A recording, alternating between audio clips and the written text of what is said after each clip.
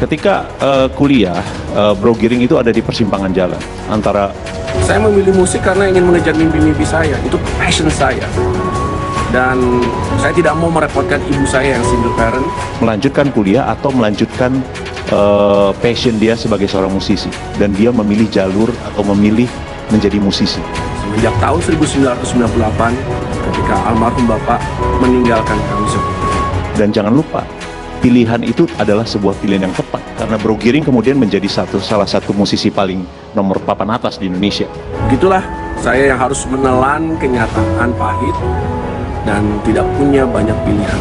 Kita tidak boleh meremehkan orang karena latar belakang pendidikannya. Banyak sekali contoh pemimpin di dunia, di Indonesia.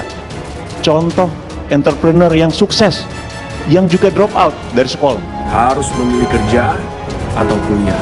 Ini adalah data perbandingan faktual antara dua orang. Siapa yang memainkan ayat dan mayat? Siapa yang memainkan tentang soal-soal agama dan lain-lain? Ya kenyataannya fakta demo berjilid-jilid memang pendukungnya Pak Anies itu. Ketika ucapan Anda mendukung soal non-muslim, Anies? loh tidak dong. Memang kenyataannya seperti itu.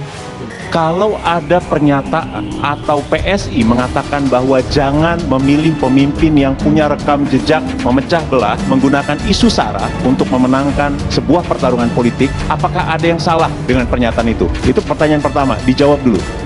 Yang pertama, saya ingin cerita sedikit. Saya menyukai bulan Desember.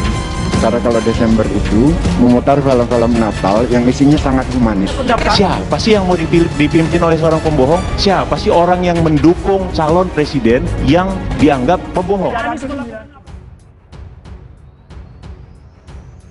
Ferdinand, lebih baik tak punya ijazah tapi cinta negeri daripada doktor tapi perusak bangsa.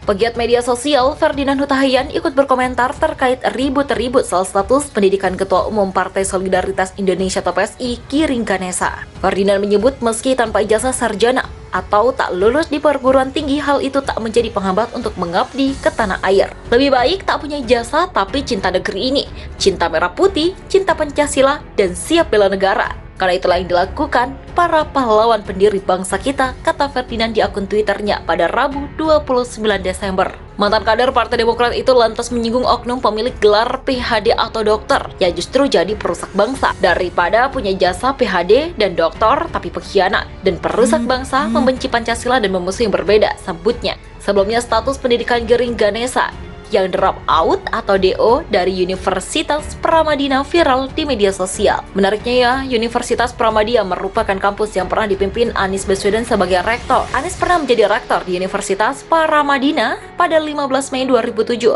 sampai 6 Januari 2015. Pegiat media sosial Ferdinand Huta Heian berikan kritik pada pelaksana ajang balap Formula E yang mempertanyakan banyak hal soal pelaksanaan ajang balap tersebut.